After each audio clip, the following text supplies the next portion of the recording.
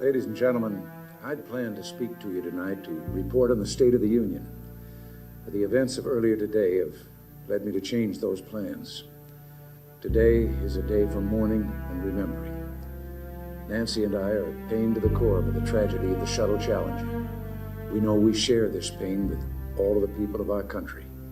This is truly a national loss. 19 years ago, almost to the day, we lost 3 astronauts in a terrible accident on the ground. But we've never lost an astronaut in flight. We've never had a tragedy like this. And perhaps we've forgotten the courage it took for the crew of the shuttle. But they, the Challenger 7, were aware of the dangers, but overcame them and did their jobs brilliantly. We mourn 7 heroes: Michael Smith, Dick Scobie, Judith Resnick, Ronald McNair, Ellison Onizuka, Gregory Jarvis, and Krista McAuliffe. We mourn their loss as a nation together.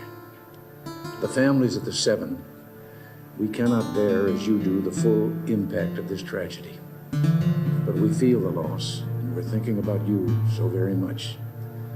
Your loved ones were daring and brave, and they had that special grace, that special spirit that says, give me a challenge, and I'll meet it with joy.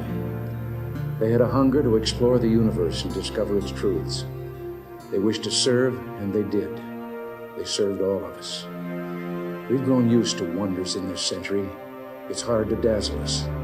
But for 25 years, the United States space program has been doing just that. We've grown used to the idea of space, and perhaps we forget that we've only just begun. We're still pioneers. They, the members of the Challenger crew, were pioneers. And I want to say something to the school children of America who were watching the live coverage of the shuttle's takeoff. I know it's hard to understand, but sometimes painful things like this happen. It's all part of the process of exploration and discovery. It's all part of taking a chance at expanding man's horizons. The future doesn't belong to the faint-hearted. It belongs to the brave. The Challenger crew was pulling us into the future, and we'll continue to follow them. I've always had great faith in and respect for our space program, and what happened today does nothing to diminish it. We don't hide our space program. We don't keep secrets and cover things up. We do it all up front and in public.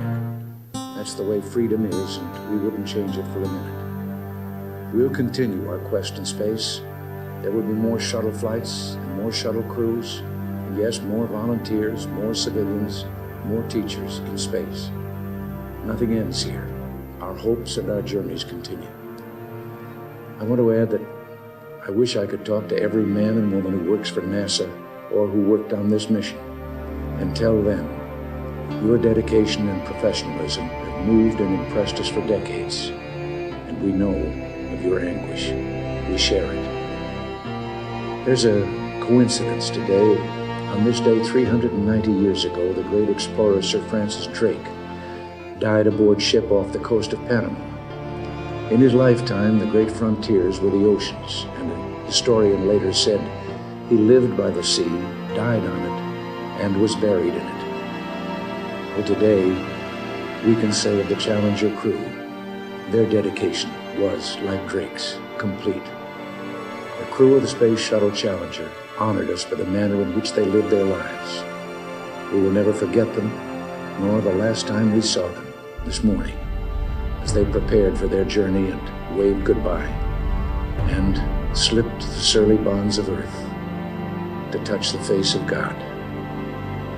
Thank you.